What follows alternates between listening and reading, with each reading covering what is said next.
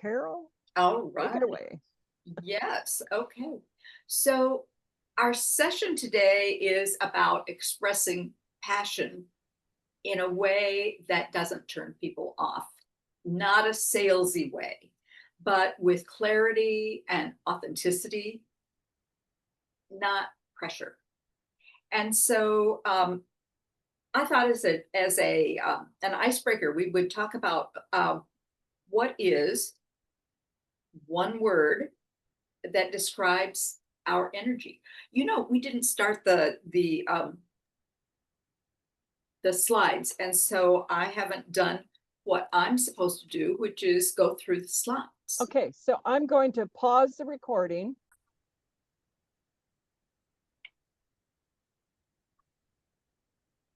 Okay, Greetings. I'm going to get this slideshow going, and Carol's going to talk about it for us. that sounds great. I'm so Yeah. excited that we are here today together Hold to on. talk I about. need to now share the screen so you can see it. Yes, that would be good. There we go. Yay. Tag team. Yes. Okay. So, yes, we're going to be talking about passion to profit practice. And the concept is to inspire and lead with authentic persuasion as opposed to salesiness. So, you want to advance the slides, Susan? Yeah. Hold on. You know what? Yeah. And of course, I'm doing all the things I'd never do otherwise. Arrow option. So I'm wondering if you just hit the down Yeah. button on your computer. Well, no. Yes, just let me figure something else out here. Hold on. I'm going to stop my share because obviously I've hidden the presentation thing from myself. And That's not working well. But when I share slides, I usually use the are you there now? Did it No, we okay. don't have any slides. Okay. Well, here we go again. Ladies, this is where sometimes you think you know exactly what you're doing and you discover you do not.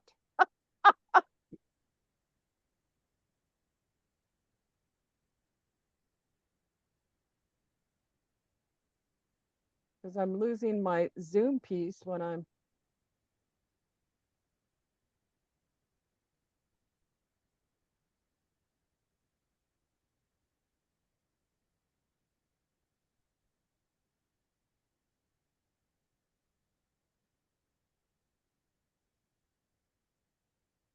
Alrighty. there we go. Now I'm going too many directions, aren't I? Yes, need to go back. What would we do without our technology, right? It's a matter of finding the buttons when it shows up too far below the bottom of the screen. Oh, So there we go. Alrighty. So today we're going to be talking about persuasion in a non-salesy way, using our passion to fuel our profitability. And so I want to acknowledge that this is the Women's Coaching and Corporate Coaching and Consulting Council of the C-Suite Network. Kathleen Caldwell is our founder, and she's not able to be with us today. So we're delighted that we have the opportunity to present what she wanted us to present. And so my name is Carol Kaemmerer. This is just a little bit about me. And the next person is Susan Younger. We all know Susan. And our last presenter is Angela Fowler, CEO of Real Life Access. So today, our focus is to express our passion with clarity and authenticity. to connect, communicate, and lead with purpose and practice authentic persuasion that inspires action. So as our icebreaker today, one of the things that we wanted to do was have you put in the chat, what is one word that describes your energy today? And I'm going to shout mine out instead of writing mine in because I'm not seeing the chat and I don't want to screw things up anymore. Okay, so I'm going to say my energy is overextended. It's been one of those weeks. all right. And Carol, can you see the chat? I can, and I will share that in a minute verbally here. Yeah. Or I'd say since we have a small group, if anybody else wants to say what their word is, we're happy to hear from you all and have you participating with us. Hey, smooth. Uncaffeinated. Yeah, Angela's is my favorite. Some mornings, no matter how much coffee you drink, it just isn't enough. Oh, that's great. Okay, mine is excited. Woohoo. There you Leslie, go. do you want to share yours verbally? Hi, yes, I'm optimistic. Fabulous. Beautiful. Hey, Carol and Amanda are bringing the fire this morning. We like that. Yes. Okay. Well then, Susan, I think we're back to you. Well, so let's talk about how passion is energy directed by purpose. And I think sometimes passion is one of those things that people think about just the excitement of it, the effervescence of it. But when you clearly have it as a intentional thing that you're looking to create momentum and magnetism, it influences with integrity. It inspires others to engage and act. And what is supposed to or deplete your passion right now is something you really need to think about. Because sometimes you can be so excited about something, you have to really understand, is there something about putting it into action that is not something you enjoy or are thrilled about doing? And how is that maybe draining your passion away from the moment? How are you expressing it that people are like, wow, I want to be part of whatever she's doing because she's got this vim and vigor in everything she puts forth behind that mission or that problem solving, whatever it is, that skill that she can magnetize and show people how that she can really create things.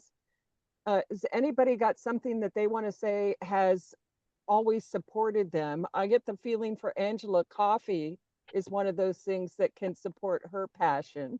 I know for me, it's the excitement of how it's received by others. You know, sometimes when I say something and I kind of get a blank stare, I'm like, well, obviously, I'm not presenting what I'm passionate about in a way that engages others. And that's part of what we hope to be able to share with you today. How you frame it up has to be as much about how you feel about it as about how is it going to be heard, seen, and perceived by others in a way that they get as excited about it as you would like them to be. That was one of the things that I was thinking of when that question of what supports or drains you about sharing your passion. And I think it is when we have not yet translated what we're excited about into language that other people understand.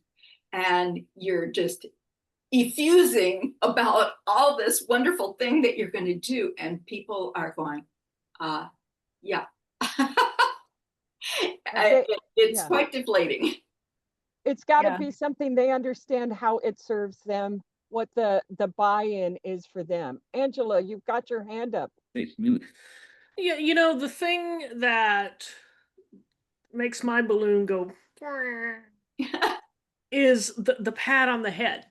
You know, it is so wonderful that you're doing this for disabled people, Angela.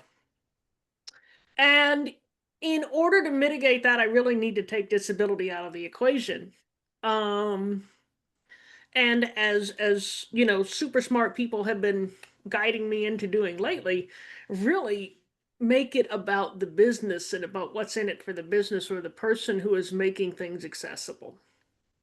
It's their accessibility in whatever way they come at it, is what I hear you saying, Angela. Well, it's how it benefits them, not how it benefits me or other blind people, but how it benefits the business. And it's hard. It is difficult to take because we're all egocentric, right? We all want to talk about me, me, me, me, me, me, me. But my perspective as a blind person is so diametrically different from other people's perspective that I really need to take myself out of the equation, at least in the beginning.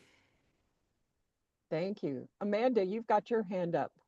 Yeah, right after this, I literally have a presentation about talking to yourself when you're talking about your stuff. It's exactly what I'm talking about, and how we can get so passionate, engaged, and knowledgeable about our own area of expertise, product, service, whatever it is, that we are losing that connection with the other person. And this is exactly what you're talking about, is where is our disconnect with our passion and their receptivity? Like, where are we losing that? And how are we talking to ourselves more and not to them? And that's exactly what Angela was just saying. That's exactly what this is saying. How do we communicate that with more clarity to the audience versus I know this so well inside and out. I know every industry terminology. I know this at the highest level, and it's just not connecting. It's the what's in it for them piece Right. that we need to establish. And how do they use, whether it's their values or their other interests or their needs, that Mhm. help us to define that. Right. So let's look at this as the passion to purpose sharing framework that we really want to be able to test out here. And the first thing is to recognize, what do you do for them?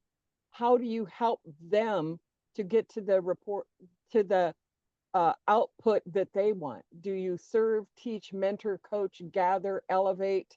Uh, Maybe you motivate. Maybe you take it off their plate. You know, it could be all sorts of different words that you put in there. But what is that end result that you do for them, with them, help them to achieve on their own? And then it's identifying, who is that person that you're helping? Who struggles with this? Is it the business owner? Is it the people trying to implement something? Is it a client who buys it? It could be so many different things that you might find that your passion to purpose sharing framework gets rewritten for different parts of your business, or who in your business you're talking to. You know, if you're talking to the owner of the company, he's got an overview of something. If you're talking to a C-level executive like a finance person, they want to know how it's affecting that bottom line overall cost in a way. They still want to know what the results are, but their results may be different.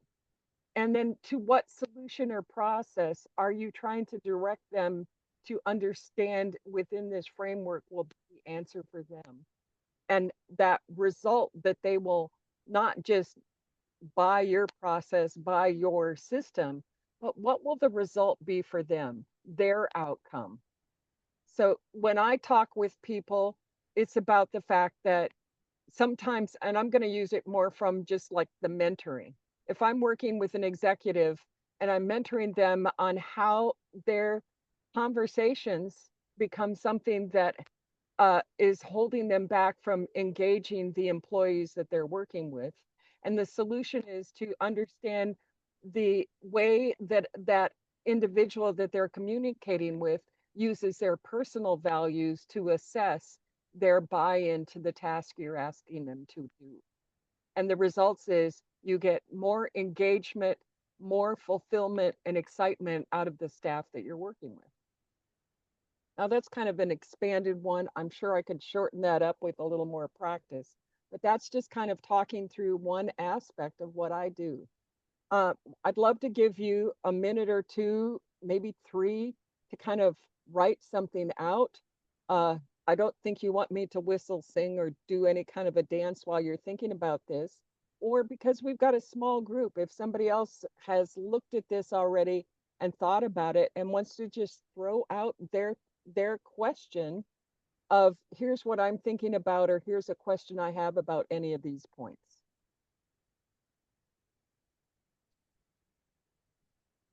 Amanda, because you're making a presentation after this, is there something you'd like to share of how you see what you're doing this afternoon with your group? How I see what I'm doing, what?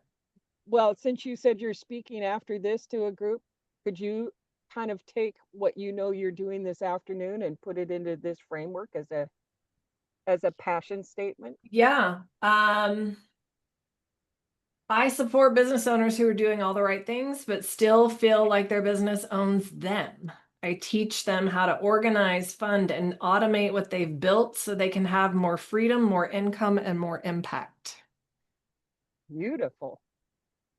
So you can see she's really thought about what she's going to help them to achieve today. And that's something that she's framed up in a way that it's it's a result that will help them to have the best of 2025. Thank you, Amanda. That's beautiful. Angela, do you have one you want to share, or Carol? Hey, mute, perfect. Sure. So I help businesses increase conversion, increase sales by welcoming in a broader market. I leverage the power of accessibility, making their products and services more accessible to people with disabilities and user-friendly for everybody else. Now, I think I turned the framework on its head, but I wanted to lead with the benefits to the business. Mm-hmm.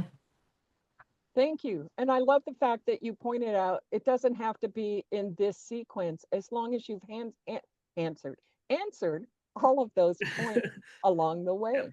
Thank you. Leslie, does anything stand out for you, or is that something you want to think about for a minute longer, honey? No, this is I was writing it down. So I am currently I'm an executive assistant, and I help executives and decision makers with hindrances, bottlenecks, uh, daily operations and small decisions to help organize and protect their time and focus so they could execute on their major goals and big picture items. Awesome. Very And I think sometimes we can take those things, and when you read it to yourself and you look at it again, you start to go, okay, I don't maybe have to say all of these Mm-hmm. words. And I know I said more words than I needed to. That you start to go, ooh, how could I make this juicier? How do I turn this into a sound bite that makes them tell me more? So what, I don't know with this smaller group that we need to really do a 2 to 3 minute thing for everybody to write this out. We've kind of been sharing some of those things. But when you write it out, or if you want to take a screenshot of this, write your one sentence, take a breath, make it simple and natural, share it out loud or in the chat, and listen for what connects and resonates. This is the sort of thing that is great to do in front of the mirror for yourself. When you think about athletes practicing before they go into an event, they don't just write it out and then get to the event and practice on the field. No, they practice beforehand. And when we don't have an audience to practice in front of, I've heard of everything from lining up all the stuffed toys in the house and making that your audience, or actually for me it would be making my dog listen to me and see how excited I can get him by putting the right energy into the presentation, or to distract him from what he is interested in by me framing up something that I want to share my passion about in a way. So sometimes you find it also in the mirror, standing in front of a mirror someplace where you can really see how are others seeing me, and does my passion shine through? We all have these Zoom things too that if you wanted to actually record yourself, I find that is a fabulous way to practice this. because then you can play it back and you notice ticks and mannerisms that you're going, oh, holy crap, I really didn't want to be seen quite that way. So those are some of the things that I think we can do. Is there anything that's resonating, anything that's coming up for anybody that they think we need to reframe this again? And I'm going to go back to the passion, purpose, sharing framework just for a minute as you're thinking about that. Yeah, I was going to share mine. Oh, please do. So I help senior women leaders to go from under-recognized to in demand by realigning their digital presence, amplifying their thought leadership, and communicating with with their authority, their experience, with the authority their experience deserves through my executive influence and LinkedIn Brilliance frameworks. Cool. So, Angela, could I ask you to share some examples of a salesy approach versus an authentic approach? See, this is fun. I get to put on my actor hat. I know. I love to have you do that for us. You know, I have a basic filter for sales pitches. So my son and I both have a very sarcastic sense of humor. So if I hear me or my son making fun of it, I'm not going to say it, right? Because if we're going to make fun of it, you know, we're going to make fun of it out loud. Other people are going to make fun of it in their heads. So let's see, what would be an example of something my son or I would make fun of? Are you discriminating against people with disabilities without knowing it? Make your products and services accessible. The accusatory, right? Yeah. Mm-hmm. Or It's also kind of looking down on them. Like, it oh, is. those poor people, they can't see this, they can't experience it. Why Yep. would they want it? Exactly. Another example would be, I am so proud of my client. They made their website accessible and now their revenue has grown by 150%. You know, first of all, you can't back up that data. Mm-hmm. And second of all, it just seems too good to be true. Yeah. You know, so put the, you know, put the sarcastic teenager filter on it. You know, if it starts to sound like an infomercial, you know, not $9.99, not $8.99, but $7.99. And if you place your order within the next 5 minutes and 16 seconds, you will get Angela's Guide to Sarcasm absolutely free. You know, I think there are and I some can just people hear that would 15-year-old buy that. Jefferson going, cringe. Oh, that's cool. Everybody just stop the recording now. They're like, we're done with this. Now I would love to hear the authentic Angela because she's very special. Oh. So I can put away the sarcasm now. Just for a minute. Oh, that's no fun. You know, I just got an email from my client, and she sent over a couple of customer testimonials of how much easier it is for her customers to access her website now. Man, you know, it makes me feel good when my customers get easy wins. That's beautiful. Yes. That's beautiful. Or, you know, when you're talking to data-driven people, you know, the average, when you make your website accessible, the average increase in conversion is 15%. The average increase in traffic is 20%. Exactly. You know, now these aren't crazy, you know, she made $1 million. You know, these are, ask Perplexity, you'll get the same data I just gave you. Mm-hmm. these are verifiable data points, and they're significant, right? These are statistically significant numbers without being crazy. Awesome. In terms of the, not 9.99, not 8. Um, I just, when I say the price, I say the price. It is what it is. But for that part of it, it's more the timing of the offer than the delivery of the offer. Explain, please. Well, when you're doing a webinar, when you're doing a free webinar, everybody knows there's going to be an offer. So, a lot of people build up to the big pitch, and a lot of people exit the webinar when they know the pitch is coming. But you sneak in a little teaser about the offer somewhere in the middle. Like, for example, if I say something about alt text on a website, which allows blind people to know what the image is, among other awesome benefits, I'll give you a tip about how to craft good alt text, and then I'll say and we go a lot deeper into this. Right. In insert name of future thing I'm going to do. And then at the end, because you've been teased, I'm going to say, okay, now at future date, we're going to have future thing I do. And, this is the investment and this is what you're going to get out of it. Chapter and verse, just the facts, man. That's beautiful, Angela. So I stopped sharing probably later than I should have.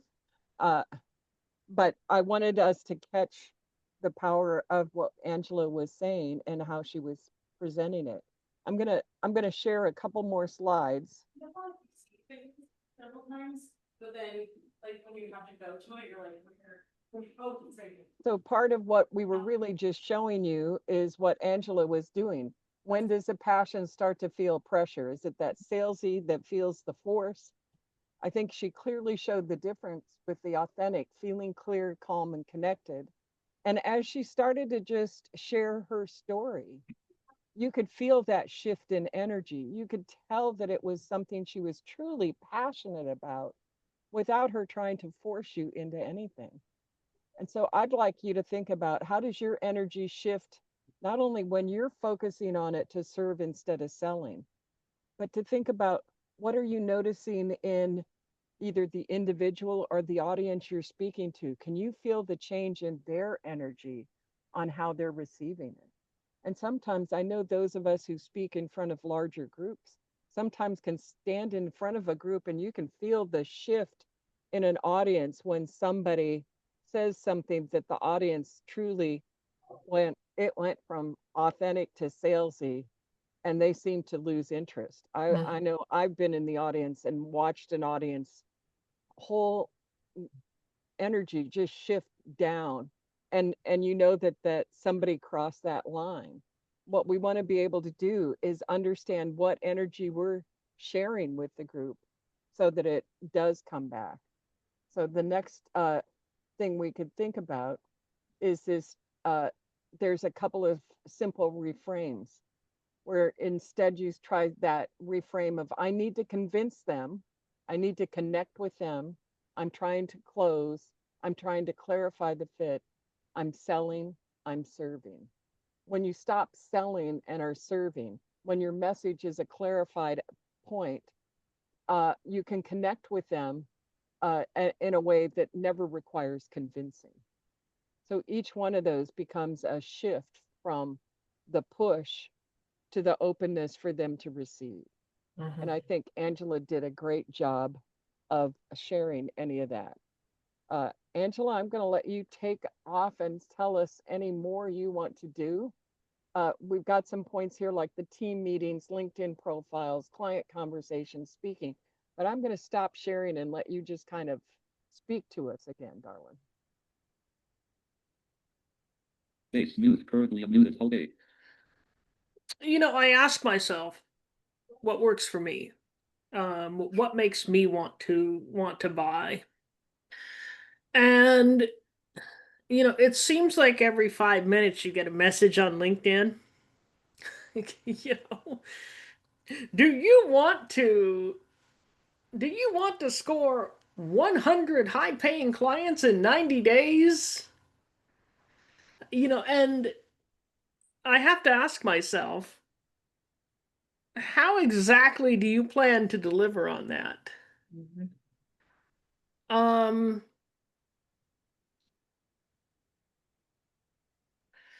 so I don't know.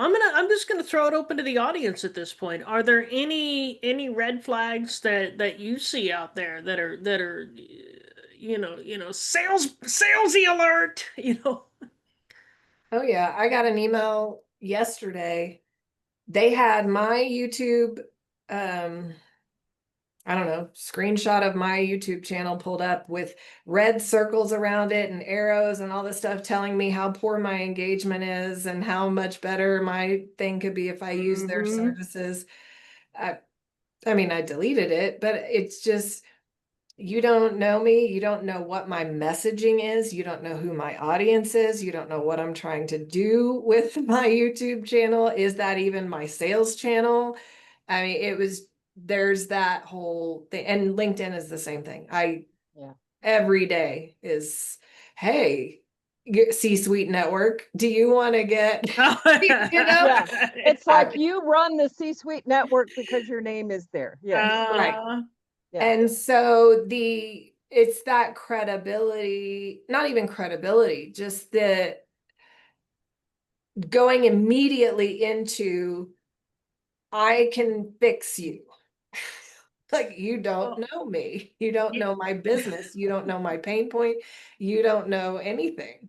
Nor did you ask to be Nor fixed. did you ask permission to give your advice. So that to me is the biggest turnoff. So when people say cold emails work and blah, I'm like, well, I don't open them. You know, I it may don't. be because my absolute favorite is when they offer me a solution, a plug and play solution to make my website accessible. Because they see accessibility in my profile and they're like, you know, try our plugin. And somebody definitely needs to invest in better lead generation software there because their algorithm isn't working. Right. Or they try to sell me my service. Yeah. Exactly. They're selling me my service. They're I'm like, selling, yeah, what you do. I Yeah. do that. It's like, Thanks. no, I do this. I know a little bit about this here. You're barking up the wrong tree. Mhm. I think the other thing that we all see is somebody says, gee, your profile's so amazing. I'd really like to get to know you. Mm-hmm. And you connect, and instead of a inquisitive response from them about how can I get to know you better, it's an immediate sales pitch of some kind, any kind. Yep. You know, they are in no way attempting to get to know, but they are using that as a comment to Right. and you may have been in a group with them where it seemed like we might have a joint ability to work together on something, and they just dismiss that because they have shown themselves not to be the kind of joint venture partner you would want, because they stopped thinking about how do people receive my message and just started pumping out information without getting to know who they're serving. Yeah. And I do use one of those automated AI LinkedIn outreach things, but it is to connect. And then the message is, I have a lot of connections. I work with people in this industry. I would love to schedule a chat to see how we could work together or who we could connect each other with or whatever. Exactly. It's not, do you want to use my product? Because I feel like the best thing I can ask when I meet someone is, who do you need to meet? And that opens a door to either A, I make a great connection, or B, they tell me what they need and I'm like, oh, I can help you with that. That's what I do. And or I can refer you to that person that's a perfect fit for you, which lends a level of credibility to you as somebody that they can trust when they do need your services at a different Right. time. Right. You And know, I love. asking opinion to me is the greatest way to pitch your services. Yep. If you ask their opinion on what you're doing or ask their advice, put them as, I want your advice on this program I'm putting together or this offer I'm putting together. Tell Their me, input. and you want them to be like, how can I do this? Instead That's of great. selling. Carol, I know you've got some additional things you would like to share with us about this. Oh, is that right? You always have great info and how you're working with people to help them understand how they reach out to others, how they make those connections, and do it in a respectful manner. Yes. Okay. So one of the things that is important to me is to not offer a bunch of resources before you at least, have some exchanges. Because I remember I connected with somebody and he wanted me to listen to his 45-minute presentation. And I'm going, why would I do that? So, although I always would love for people to follow my stuff on LinkedIn and, be subscribers to my weekly LinkedIn newsletter and all that stuff, I really try hard to not even say, oh, let's have a conversation and here's my scheduling link. It's more like, I would like to get to know you better. And if you would be open to a call, I would be so delighted to make my scheduling link available. Which is, a different way to approach it. It's not, here it is, take advantage, because, other people are doing other things. And it's not always the season to meet and get to know new people. Sometimes you're in the middle of execution and, it's like, maybe 4 weeks down the road, I can deal with that. But right now my nose is down and I'm creating. So I try to make sure that I'm not oversharing my resources. Today I had the opportunity to send LinkedIn messages for connecting to 2 people who didn't have a photo that showed up on their LinkedIn profile. And I know that that's a specific kind of error for people, unless they're really intentional because they have an ex that's chasing them or whatever. I've had that. But I always take a picture of their profile as I see it before I've connected. And then when they connect, I say, thank you so much for connecting. And by the way, I noticed that for people who are not connected to you, they don't see your picture. And I give them the picture of what their profile looks like with their no picture.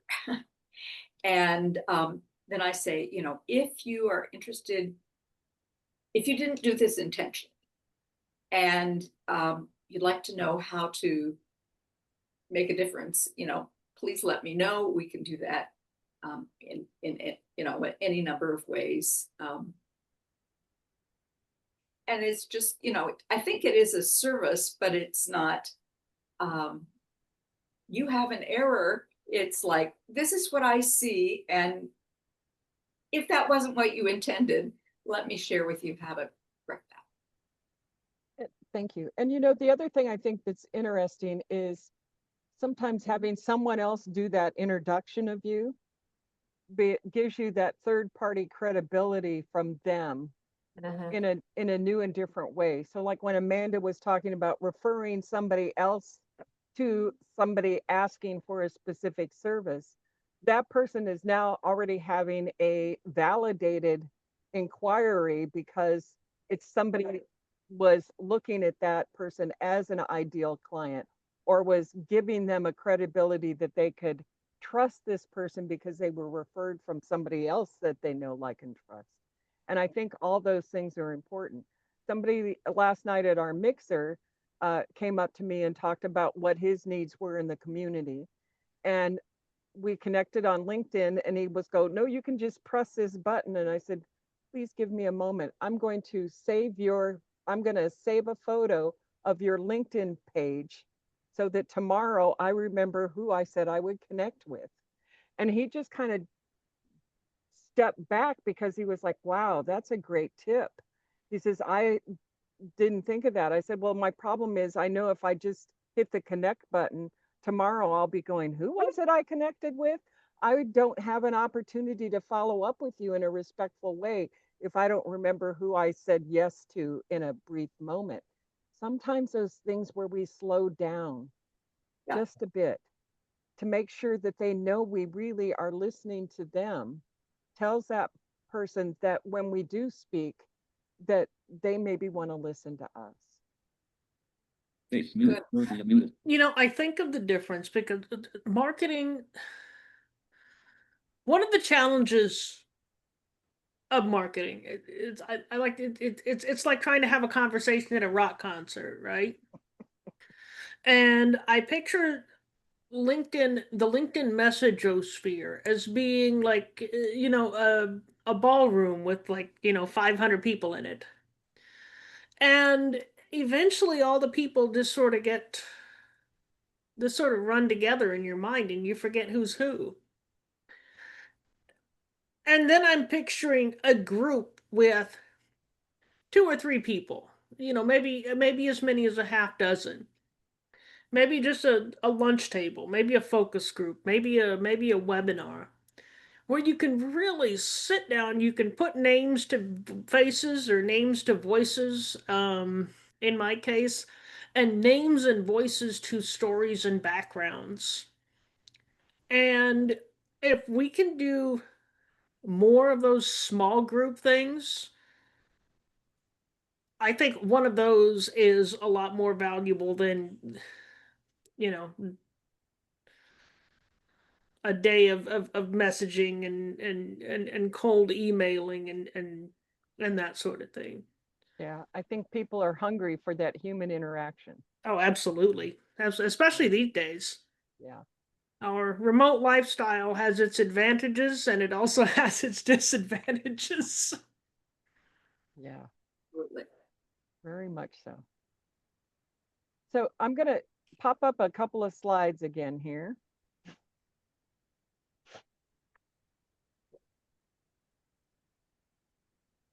So when you think about what we've been talking about, how do you use the message? Are we doing it in our team meetings? Are we, as we were talking about, LinkedIn, conversations with speakers, at speaking engagements, and through the media? I think there's lots for us to think about moving forward.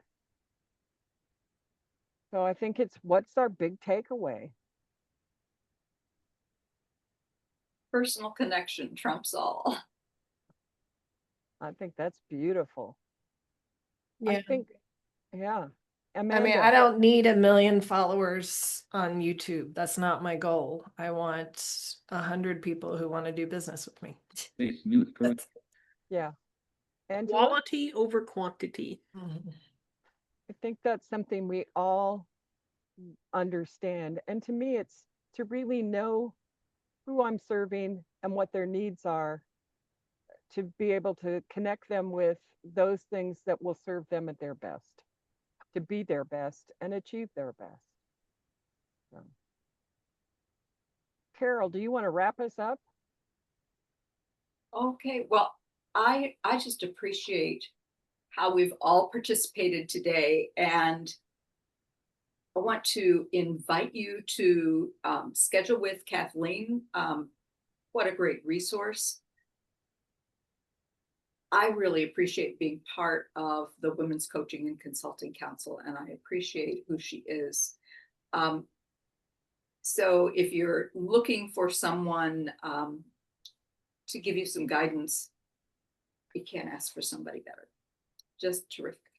Thank you so much for participating and for being attentive to us and patient with us as we work out our roles. And thank you for coming. And thank you for sharing with us from the beginning to the end. If you are catching this in the recording, we hope this serves you well. Okay. Thank you, guys. Thank you for being with us. Yes. Always. All right. I'm off to my next one. Have Thanks. a good day, guys. Face mute currently muted. All right, have a good one.